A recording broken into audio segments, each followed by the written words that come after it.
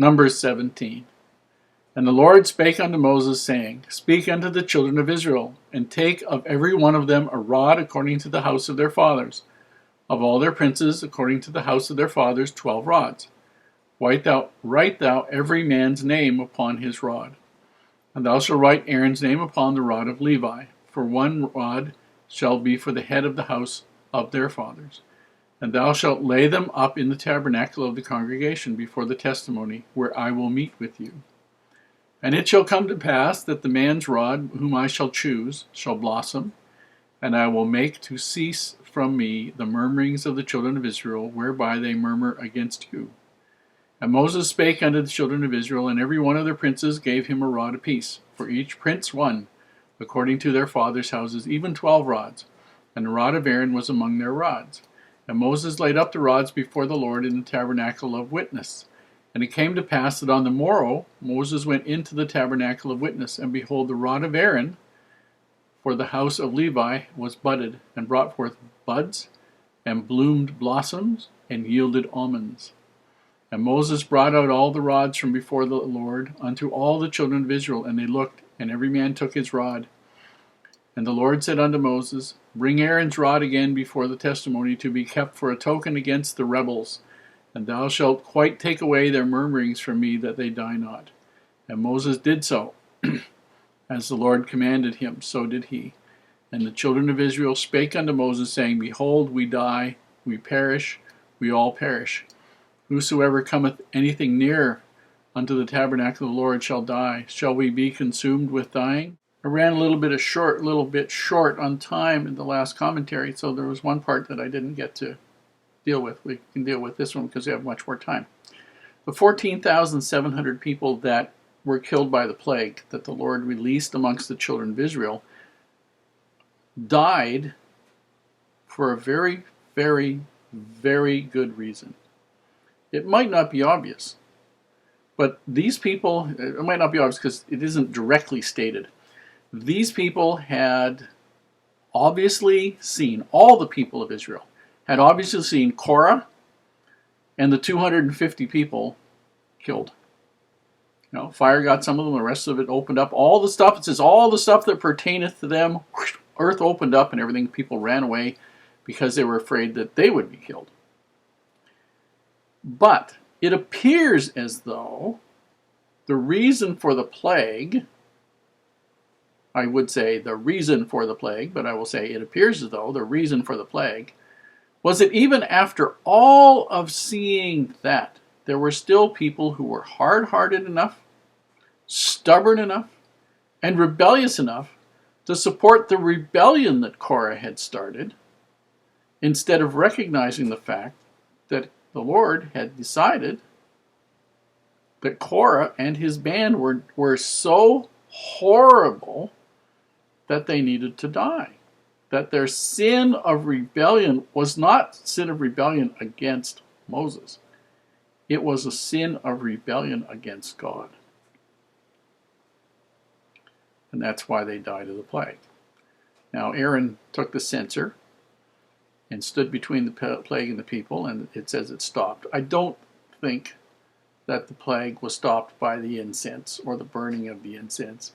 You need to understand that the incense was just simply symbolic of prayers offered unto God, and this was something that Aaron could do, because in every other instance we see Moses praying to the people for the survival of these people. And this time Moses gave Aaron an assignment to do. So in essence, Moses was doing the praying, but Aaron was doing the actions. And because of the righteousness of both men, I believe, the plague was stopped. Now, the Lord decided to do one more miracle.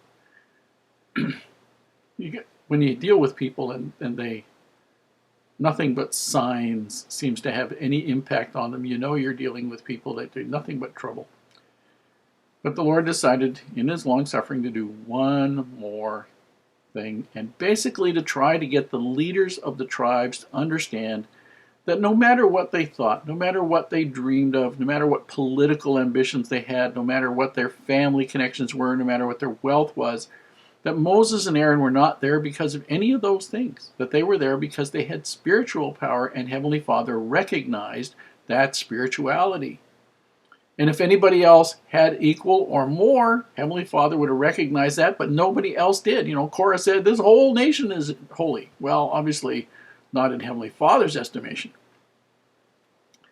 And so what happened was, Heavenly Father said, take everybody's rod. Now, each tribal chief, each prince, each leader of each family would have had a rod as a symbol of office. It would have probably been passed down from father to son to son to son.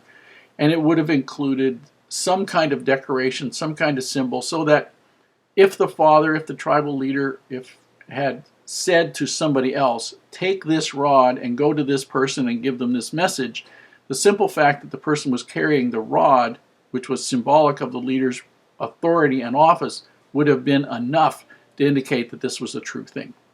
Because no man would give his rod away to anybody else for any reason whatsoever.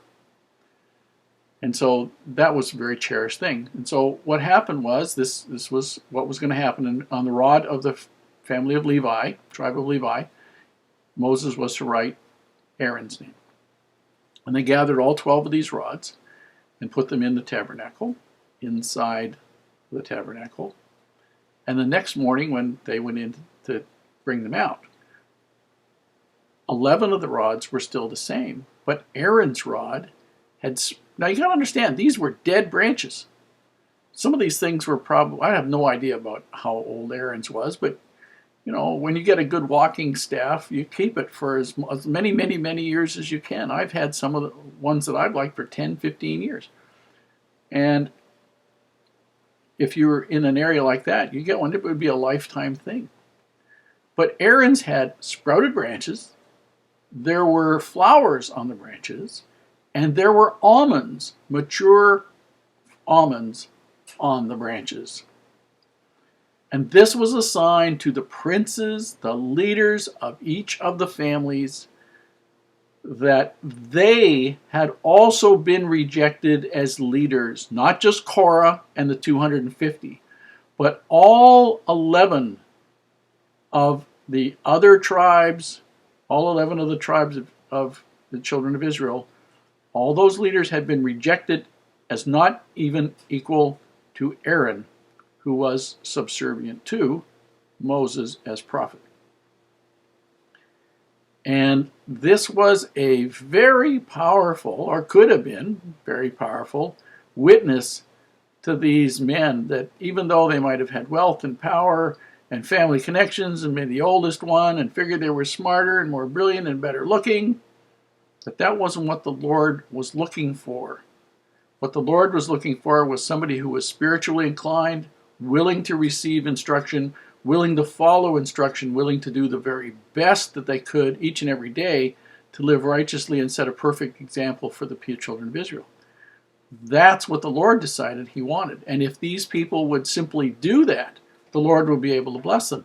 And the reason they hadn't been able to go into the promised land, the reason the reason the Canaanites and the Amorites had beaten them in war, was because these people were not willing to follow the instructions they got. Every time Moses turned around, Aaron turned around, these people turned around, it was some other rebellion. Is that the way it is in our lives? Is that why sometimes we're not blessed? Hope not. But more often than not, that's probably why.